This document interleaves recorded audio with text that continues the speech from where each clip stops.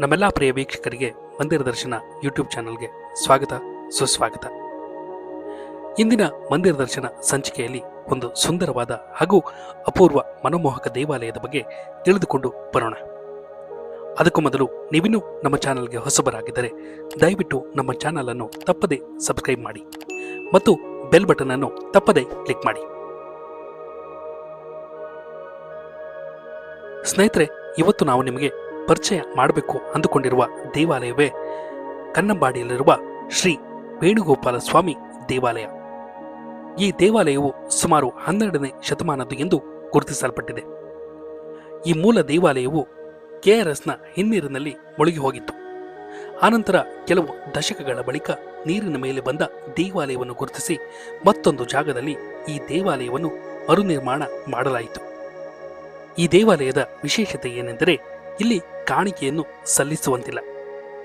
ಹೌದು, ಇದು ಈ ದೇವಾಲಯದ ಅಚ್ಚರಿಯ ಸಂಗತಿಯೂ ಸಹ ಹೌದು. ಬನ್ನಿ, ಈ ದೇವಾಲಯದ ಇತಿಹಾಸವನ್ನು ತಿಳಿದುಕೊಂಡು ಬರೋಣ. ಈ ದೇವಾಲಯವನ್ನು ಸುಮಾರು 12ನೇ ಶತಮಾನದಲ್ಲಿ ಹೊಯ್ಸಳ ರಾಜರು ನಿರ್ಮಿಸಿದರು ಎಂದು ತಿಳಿದು ಬರುತ್ತದೆ. ಹೊಯ್ಸಳ ಶೈಲಿಯಲ್ಲಿ ನಿರ್ಮಿಸಿದ ಈ ದೇವಾಲಯದ ಮೂಲ ದೇವರು ಶ್ರೀ ವೇಣುಗೋಪಾಲ ಸ್ವಾಮಿ.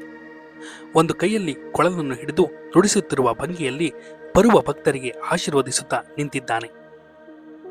ಕನ್ನಂಬಾಡಿ ಗ್ರಾಮದಲ್ಲಿ ಈ ದೇವಾಲಯವು ಕೇವಲ ಧಾರ್ಮಿಕ ಕೇಂದ್ರವಾಗಿರಲಿಲ್ಲ, ಅದು ಸಾಮಾಜಿಕ ವ್ಯವಸ್ಥೆಯ ಹೃದಯವಾಗಿತ್ತು. ಹಬ್ಬಗಳು, ಜಾತ್ರೆಗಳು, ಸಾಂಸ್ಕೃತಿಕ ಕಾರ್ಯಕ್ರಮಗಳು ಎಲ್ಲವೂ ಸಹ ಈ ದೇವಾಲಯದ ಸುತ್ತ ಜರುಗುತ್ತಿದ್ದವು. ಸಮಯ ಕಳೆದ ಬಳಿಕ ಮೈಸೂರಿನ ಅಭಿವೃದ್ಧಿಯ ಸಮಯದಲ್ಲಿ ಕೃಷ್ಣರಾಜ ಸಾಗರ ಅಣೆಕಟ್ಟನ್ನು ಕಟ್ಟಲು ನಿರ್ಧರಿಸಿದರು. ಆ ಸಮಯದಲ್ಲಿ ಕನ್ನಂಬಾಡಿ ಸೇರಿದಂತೆ ಅನೇಕ ಹಳ್ಳಿಗಳು ಮುಳುಗಡೆಯಾದವು. ಆ ಸಮಯಕ್ಕೆ ಅಲ್ಲಿನ ಜನರು ತಮ್ಮ ಹಳ್ಳಿಗಳನ್ನು ತೊರೆದು ಬೇರೆ ಬೇರೆ ಜಾಗಗಳಲ್ಲಿ ನೆಲೆಸಬೇಕಾಗಿ ಬಂತು. ಆ ಸಮಯದಲ್ಲಿ ಈ ದೇವಾಲಯದ ಮೂರ್ತಿಯನ್ನು ತೆಗೆದುಕೊಂಡು ಬಂದು ಹೊಸ ಕನ್ನಂಬಾಡಿಯಲ್ಲಿ ಪ್ರತಿಷ್ಠಾಪಿಸಿದರು. ಸುಮಾರು 1930ರ ಹೊತ್ತಿಗೆ ವೇಣುಗೋಪಾಲ ಸ್ವಾಮಿ ದೇವಾಲಯವು ಸಂಪೂರ್ಣವಾಗಿ ಹಿನ್ನೀರಿನಲ್ಲಿ ಮುಳುಗಡೆಯಾಗಿತ್ತು. ಕೆಲವು ವರ್ಷಗಳ ಬಳಿಕ ನೀರಿನ ಮಟ್ಟ ಕಡಿಮೆಯಾದಾಗ ದೇವಸ್ಥಾನದ ಭಾಗಗಳು ಮತ್ತೆ ಕಾಣಿಸಿಕೊಂಡವು. ಹೀಗೆ ಹೊರಬಂದು ನಿಂತಿದ್ದ ಗೋಪುರ, ಕಂಬಗಳು ಪ್ರವಾಸಿಗರನ್ನು ಕೈಬೀಸಿ ಕರೆಯುತ್ತಿತ್ತು. ಅದನ್ನು ನೋಡಲು ನೂರಾರು ಸಂಖ್ಯೆಯಲ್ಲಿ ಭಕ್ತರು ಆಗಮಿಸಿ ದೇವರಲ್ಲಿ ನಿಂತು ಪ್ರಾರ್ಥಿಸುತ್ತಿದ್ದರು. ಸುಮಾರು ದಿನಗಳ ಬಳಿಕ ಒಂದು ಮಹತ್ವದ ನಿರ್ಧಾರವನ್ನು ತೆಗೆದುಕೊಳ್ಳಲಾಯಿತು. ಅದೇನೆಂದರೆ ದೇವಾಲಯವನ್ನು ಪುನರ್ ನಿರ್ಮಾಣ ಮಾಡುವುದು. ಆದರೆ ಅದು ಸುಲಭದ ಕೆಲಸವಾಗಿರಲಿಲ್ಲ, ಏಕೆಂದರೆ ನೀರಿನ ಒಳಗಿನಿಂದ ಕಲ್ಲುಗಳನ್ನು ಹೊರತೆಗೆದು ಅವುಗಳನ್ನು ಗುರುತಿಸಿ ಮತ್ತೆ ಅದೇ ರೀತಿಯಲ್ಲಿ ಕಟ್ಟುವುದು ಅಸಾಧ್ಯವಾಗಿತ್ತು. ಆದರೆ ಅದನ್ನು ಮರುನಿರ್ಮಿಸಲು ಕೋಡೆ ಫೌಂಡೇಶನ್ ಮುಂದೆ ಬಂದಿತು. ಅವರು ಪುನರ್ ನಿರ್ಮಿಸಲು ಬಂದದ್ದು ಒಂದು ಹಳೆಯ ಕಟ್ಟಡವಾಗಿರಲಿಲ್ಲ, ಅದು ಒಂದು ಸಂಸ್ಕೃತಿಯ ಆಸ್ತಿಯಾಗಿತ್ತು. ನಮ್ಮ ಇತಿಹಾಸವನ್ನು ಮುಂದಿನ ತಲೆಮಾರಿಗೆ ತೋರಿಸುವ ಒಂದು ದಾರಿಯೂ ಸಹ ಆಗಿತ್ತು. ಬನ್ನಿ, ಪುನರ್ ನಿರ್ಮಿಸಿದ ಇತಿಹಾಸವನ್ನು ಸಹ ತಿಳಿದುಕೊಳ್ಳೋಣ.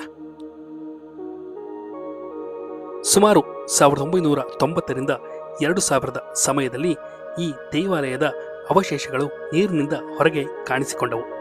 ನಂತರ 2000ರಿಂದ 2002ರ ವೇಳೆಗೆ ದೇವಾಲಯದ ಪುನರ್ ನಿರ್ಮಾಣಕ್ಕೆ ಅಧಿಕೃತ ಚರ್ಚೆಗಳು ಸಿದ್ಧವಾದವು.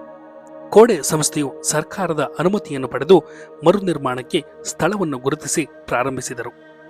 ಹಳೆಯ ದೇವಸ್ಥಾನದ ಅವಶೇಷಗಳನ್ನು ಸಂಗ್ರಹಿಸಿ ಸುಮಾರು 16,000ಕ್ಕೂ ಹೆಚ್ಚು ಫೋಟೋಗಳನ್ನು ತೆಗೆದು ಅವುಗಳನ್ನು ಸರಿಯಾದ ಆಕಾರಗಳಿಗೆ ಹೊಂದಿಸಿ ತಂತ್ರಜ್ಞಾನದ ಸಹಾಯದಿಂದ ಗುರುತು ಮಾಡಲಾಯಿತು. 2004ರಿಂದ 2006ರ ಸಮಯದಲ್ಲಿ ದೇವಸ್ಥಾನವನ್ನು ಸಂಪೂರ್ಣವಾಗಿ ಕಲ್ಲುಗಳನ್ನು ಬೇರೆ ಮಾಡಲಾಯಿತು. ಇದನ್ನು ತಾಂತ್ರಿಕ ಭಾಷೆಯಲ್ಲಿ ರಿವರ್ಸ್ ಇಂಜಿನಿಯರಿಂಗ್ ಆರ್ಕಿಟೆಕ್ಚರ್ ಅಂತ ಕರೆಯಲಾಗುತ್ತೆ. ಬೇಸ್, ಪಿಲ್ಲರ್, ಬೀಮ್, ರೂಫ್ ಹೀಗೆ ಪ್ರತಿಯೊಂದನ್ನು ಬೇರ್ಪಡಿಸಿ ಮತ್ತೆ ಜೋಡಿಸುವುದು, ಸರಿ ಇಲ್ಲದಿದ್ದರೆ ಮತ್ತೆ ಹೊಸದಾಗಿ ರೂಪಿಸುವುದು. 2005ರಿಂದ 2007ರ ಸಮಯದಲ್ಲಿ ಎಲ್ಲ ಕಲ್ಲುಗಳನ್ನು ಹೊಸ ಸ್ಥಳಕ್ಕೆ ಸ್ಥಳಾಂತರಿಸಲಾಯಿತು. 2006ರಿಂದ 2010ರ ಸಮಯದಲ್ಲಿ ನಂಬರಿಂಗ್ನ ಆಧಾರದ ಮೇಲೆ ದೇವಾಲಯವನ್ನು ಆ ಸರಿಯಾದ ಸ್ಥಳದಲ್ಲಿ ಇರಿಸಿ ಕಲ್ಲುಗಳನ್ನು ಜೋಡಿಸಲಾಯಿತು. ಹೀಗೆ ಎಲ್ಲವನ್ನೂ ಸಿದ್ಧಪಡಿಸಲಾಯಿತು. 2010ರಿಂದ 2011ರ ಸಮಯದಲ್ಲಿ ಈ ದೇವಾಲಯದ ಸಂಪೂರ್ಣ ನಿರ್ಮಾಣವು ಪೂರ್ಣಗೊಂಡಿತು. ನಂತರ ಪುನರ್ ಪ್ರತಿಷ್ಠಾಪಿಸಿ ದೇವಾಲಯಕ್ಕೆ ಮರುಜೀವವನ್ನು ನೀಡಲಾಯಿತು. ಈ ದೇವಾಲಯದ ಮುಂದೆ ಕೃಷ್ಣಸಾಗರ ಅಣೆಕಟ್ಟಿನ ಹಿನ್ನೀರು ಕಾಣಸಿಗುತ್ತದೆ.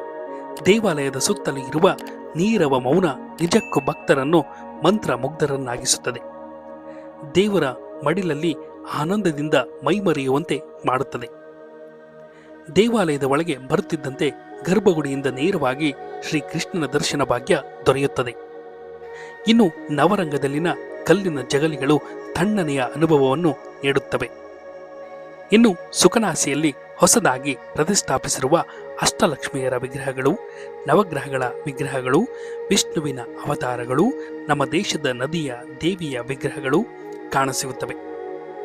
ದೇವಾಲಯದ ಹೊರಗೆ ಬಂದೊಡನೆ ಕಣ್ಣಿಗೆ ಹಬ್ಬವನ್ನುಂಟು ಮಾಡುವ ಹಿನ್ನೀರು ಮನಸ್ಸಿಗೆ ಮುದವನ್ನು ನೀಡುತ್ತದೆ. ಇಂತಹ ಒಂದು ಸುಂದರ ದೇವಾಲಯವನ್ನು ನಮಗೆ ಮರುನಿರ್ಮಾಣ ಮಾಡಿಕೊಟ್ಟಂತಹ ಕೋಡೆ ಸಂಸ್ಥೆಗೆ ನಮ್ಮದೊಂದು ಅನಂತ ಧನ್ಯವಾದಗಳನ್ನು ತಿಳಿಸಲು ಬಯಸುತ್ತೇವೆ. ಮೈಸೂರಿಗೆ ಬರುವ ಅನೇಕ ಪ್ರವಾಸಿಗರು ಈ ದೇವಾಲಯವನ್ನು ತಪ್ಪದೆ ಭೇಟಿ ಮಾಡುತ್ತಾರೆ. ನೀವು ಸಹ ಈ ಮಾರ್ಗವಾಗಿ ಬಂದರೆ ದಯವಿಟ್ಟು ದೇವಾಲಯವನ್ನು ಭೇಟಿ ಮಾಡಿ. ಇದಾಗಲೇ ಭೇಟಿ ಮಾಡಿದವರು ಯಾರಾದರೂ ಇದ್ದರೆ ದಯವಿಟ್ಟು ನಿಮ್ಮ ಅನಿಸಿಕೆಗಳನ್ನು ತಪ್ಪದೆ ನಮ್ಮೊಂದಿಗೆ ಹಂಚಿಕೊಳ್ಳಿ. ದೇವಾಲಯಕ್ಕೆ ಭೇಟಿ ನೀಡಿದಾಗ ದಯವಿಟ್ಟು ದೇವಾಲಯದ ಹೊರಗೂ ಮತ್ತು ಒಳಗೂ ಸ್ವಚ್ಛತೆಯನ್ನು ಕಾಪಾಡಿ. ಸ್ನೇಹಿತರೆ, ಇದಿಷ್ಟು ಈ ಸಂಚಿಕೆಯ ವಿಷಯವಾಗಿದೆ. ಇಂತಹದೇ ಇನ್ನೊಂದು ಸುಂದರ ದೇವಾಲಯದ ಇತಿಹಾಸದೊಂದಿಗೆ ಮತ್ತೆ ಸಿಗೋಣ. ಅಲ್ಲಿಯವರೆಗೂ ಆರೋಗ್ಯದಿಂದ ಸಂತೋಷದಿಂದಿರಿ. ಆ ವೇಣುಗೋಪಾಲನ ಕೃಪಾ ಕಟಾಕ್ಷ ಸದಾ ನಿಮ್ಮೆಲ್ಲರ ಮೇಲೂ ಇರಲಿ. ವಂದನೆಗಳು.